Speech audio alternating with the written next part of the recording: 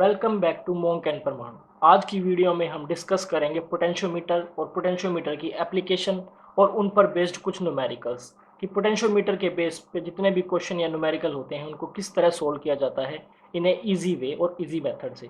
तो आज की वीडियो में हम इन सभी क्वेश्चंस पर डिस्कस करेंगे। तो चलिए वीडियो को शुरू करते हैं। शुरू करने से पहले आप इस चैनल को सब्सक्राइब करें और अगर आपको नोट्स भी चाहिए इन्हीं सभी वीडियोज़ के तो आप मेरी वेबसाइट mparmanuphysics.blogspot.com से डाउनलोड कर सकते हैं पीडीएफ की फॉर्म्स में। तो चलिए शुरू करते हैं आज की वीडियो।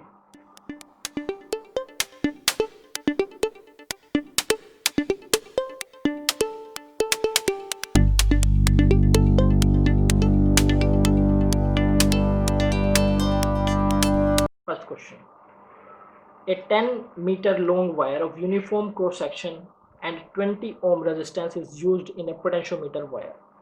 तो सबसे पहले क्वेश्चन को बड़ी ही ध्यान से पढ़ना होता है। उसने बोला है कि 10 मीटर लॉन्ग वायर है, इसका यूनिफॉर्म क्रॉस सेक्शनल एरिया है और उसका जो रेजिस्टेंस है वो 20 ओम है। तो गिवन में हम लिख लेते हैं सबसे पहले R 20 Om,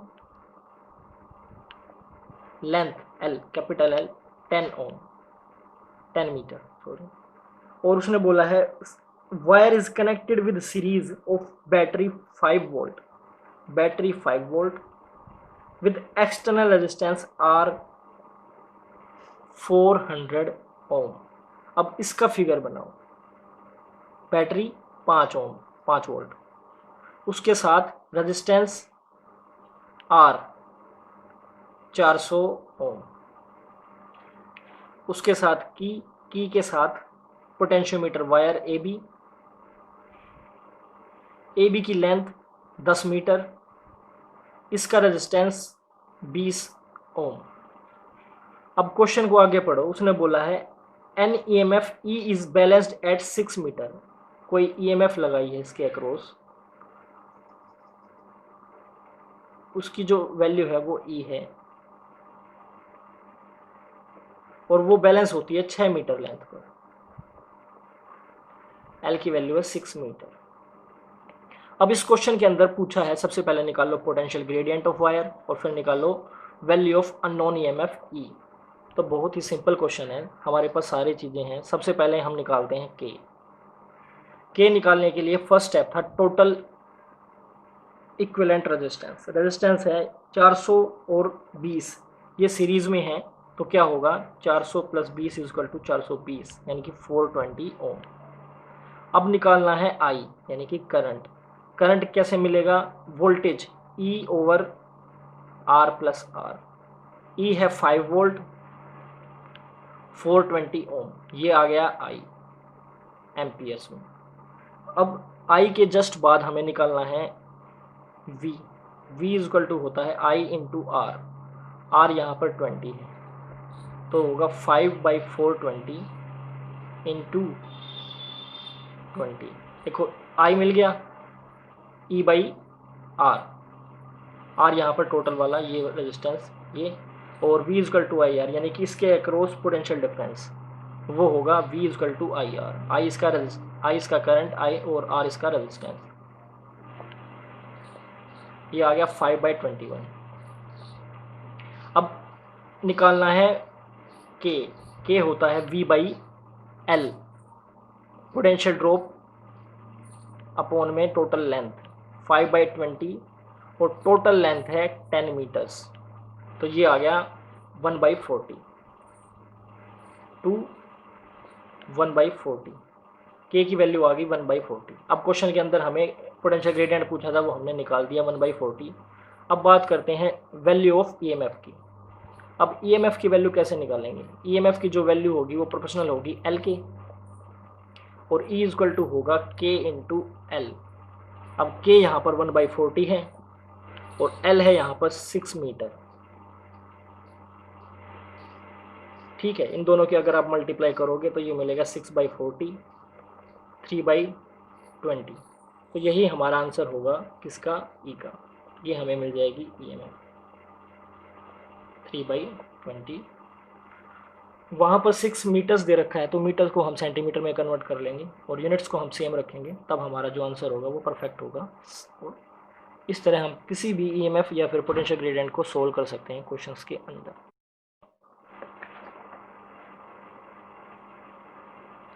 In an experiment with potentiometer to measure the internal resistance of a cell when the cell is in the secondary circuit is shunted by 5 ohm, shunt यानी कि कोई भी रेजिस्टेंस लगाना है हमें पैरेलल में। The null point is at 22 centimeter. When the cell is shunted by 20 ohm, the null point is at 300 centimeter. Find the internal resistance of the cell.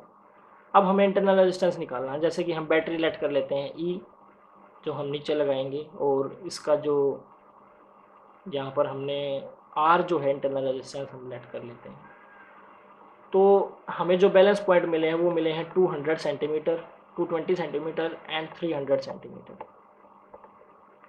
यहाँ पर जो 5, यहाँ पर जो रेजिस्टेंस था वो है 20 ओम। तो हम इक्वेशन बनाएंगे, क्योंकि हमारे पास वैल्यू नहीं है, ना तो हमारे पास के की वैल्यू है, ना हमारे पास ई की वैल्यू है, और ना ही हमारे पास सिर्फ R1 है, वो भी दो केसेस, अलग अलग केसेस में। एक बार R1 की वैल्यू है 5 ओम, एक बार 20 ओम।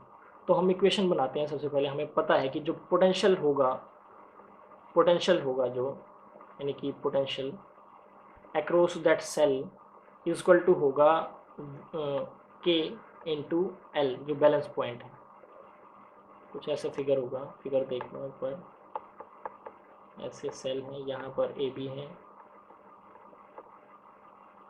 इस ए बी के आगे से यहाँ पर एक सेल है, इस सेल का इंटरनल रेजिस्टेंस लगाना है। इसके अक्रॉस R1 है जिसको हम शंट बोल रहे हैं। यहाँ पर G है, G के साथ यहाँ पर जोकी लगा रखी है। ये जो इंटरनल रेजिस्टेंस है ये R है, ये निकालना है हमें यहाँ पर इस कंडीशन के अंदर। जबकि हमें इसकी जो वैल्यू है वो नहीं दे रखी, और साथ में हमें इस R1 की वैल्यू दे रखी है, और ये दो बार यूज़ कर रखा है अलग अलग कंडीशन में। पहले इसको R1 की जगह 5 यूज़ किया, तब इसका बैलेंस पॉइंट निकाला, फिर 20 यूज़ किया, तब बैलेंस पॉइंट निकाला। तो इक्वेशन हम कुछ इस तरह बनाते हैं। इसके अक्रॉस जो पोटेंशियल होगा वो होगा इसका रेजिस्टेंस प्लस इसका रेजिस्टेंस इंटू इसके अक्रॉस जो वैल्यू होगी वो होगी ई ओवर R1 यानी कि 5 volt plus R into R। ये होगा इसका अगेंस्ट वोल्टेज, और एल पॉइंट की मदद से जो वोल्टेज मिलेगा, voltage equal to potential equal to होगा के इंटू L1, यानी कि के इंटू 220। ये हमारी इक्वेशन 1 होगी। अब दोबारा ई ओवर 5 नहीं, अब की बार 20 plus R into 20 equal to K into 300। ये हमारे पास दो इक्वेशन आ गई। अब ये दो इक्वेशन सोल्व करके हमें किसकी वैल्यू निकालनी है, इंटरनल रेजिस्टेंस की वैल्यू निकालनी। अब यहाँ इन इक्वेशंस को सोल्व करना थोड़ा सा मुश्किल हो सकता है, लेकिन हम सोल्व कर पाएंगे इजीली। इसके एक लिए हम ट्रिक यूज़ कर सकते हैं। इसको हम लेट कर लेते हैं P, तो ये होगा 5P equal to K into 20, और इसको मैं Q बोल देता हूँ, तो ये होगा 20Q equal to K into 300। अब ये इक्वेशन मान लो 3, ये 4, हम डिवाइड करते हैं इक्वेशन 3/4, तो हमें क्या मिलेगा, थोड़ा सा इजी हो गया। ये हो गया 5P over 20Q equal to 20 over 300, cut गया, के से के कैंसिल हो गया, ये आ गया 11/15, और ये 4, तो जो P/Q की जो वैल्यू मिल गई है वो मिल गई है 44/15। अब इसको कुछ आगे सोल्व करते हैं। इसकी वैल्यू होती है यहाँ पर जो थी हमारे पास, वो थी E ओवर 5/R, और ये था E over 20 plus R equal to 44/15। अब इसको कुछ इस तरह सोल्व कर सकते हैं, E/5 plus R multiply 20 plus R over E से E cancel out equal to 44/15। अब ये बच गया है हमारे पास सिर्फ 20 plus R over 5 plus R equal to 44/15। अब इसको मल्टीप्लाई कर सकते हैं, क्रॉस मल्टीप्लिकेशन। ये होगा 300 प्लस 15R, ये होगा 220 प्लस 44, 220 प्लस 44R, अब इसको सोल्व कर सकते हैं, इसको इस तरफ, इसको इस तरफ। 44r minus 15r equal to 300 minus 220, यहाँ बचेगा 80 और 15 9 2 29 r। कैलकुलेट कर लो, 44 5 गया 39 and 10 29 r equal to 80, r equal to होगा 80/29। तो इसके करीब है ये 32 पॉइंट समथिंग आएगा। अगर आप कैलकुलेटर की मदद से करोगे तो आपको पता चल जाएगा कि कितना इसकी जो एग्जैक्ट वैल्यू है वो क्या होगी।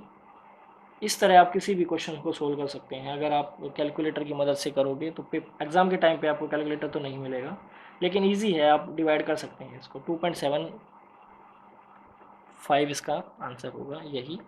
अब हमने निकाला था ओम, तो ये ओम में आंसर होगा। तो इस तरह हम निकाल सकते हैं कोई भी इंटरनल रेजिस्टेंस किसी भी सेल का। ये इक्वेशन और सॉल्यूशन थोड़ा सा इंपॉर्टेंट है, क्योंकि बच्चे इस क्वेश्चन के सॉल्यूशन में कई बार कंफ्यूज हो जाते हैं। नेक्स्ट क्वेश्चन है हमारे पास, a cell can be balanced against 110 centimeter and 100 centimeter of potentiometer wire respectively when to open circuit and when to short circuited through a resistance of 10 ohm. Find the internal resistance of cell. तो question हमने पढ़ लिया, हमने एक ऐसे battery resistance R की के साथ पोटेंशियोमीटर वायर AB, उसने उसके साथ एक EMF लगाई है जिसका इंटरनल रेजिस्टेंस हमें निकालना है, और उसके साथ उसने एक रेजिस्टेंस इस तरह लगाया है जो कि है R1, और इन दोनों के साथ गैल्वेनोमीटर है इस तरह। तो उसने बोला है कि अगर ये जो की है, ये की अगर ओपन है तो सर्किट के अंदर जो उसने इस E1 की वजह से जो L मिला है वो मिला है सबसे पहले 110, फिर उसके बाद यहाँ पर R1 के साथ जब R1 अटैच था तो E1 की जो वैल्यू मिली है वो मिली है L2 यानी कि 100। हमें निकालना है इंटरनल रेजिस्टेंस R। तो हमें पता है कि जो इंटरनल रेजिस्टेंस R है जो यहाँ ये निकालना है, स्मॉल R1 बोलते हैं इसको, R1 है, ये होगा L1/L2 -1 इंटू दिस R1। यही हमारा क्वेश्चन का आंसर होगा। यहाँ पर L1 है 100, 10 एंड 100 ओवर एलसीएम लेंगे तो 110, L1/L2 -1 कर लेते हैं, इजी हो जाएगा। 110/100 -1 इंटू 5, यहाँ पर 10 ओम है तो 10 ओम, तो ये होगा, दिस इज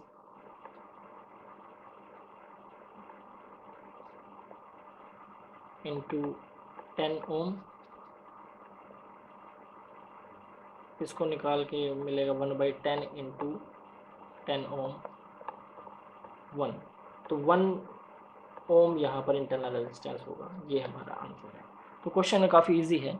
अब बढ़ते हैं हम नेक्स्ट क्वेश्चन की तरफ। बस ध्यान देना है कि L1 और L2 क्या है सर्किट के अंदर, सर्किट बनाना आना चाहिए और उसके साथ बेसिक्स कंप्लीट हो तो आप क्वेश्चंस को इजी वे में कर पाएंगे। तो इस तरह आप न्यूमेरिकल कर सकते हैं। अगर आपको ये वीडियो अच्छी लगी है तो आप इस चैनल को सब्सक्राइब करें और फॉलो करते रहें for more updates and questions.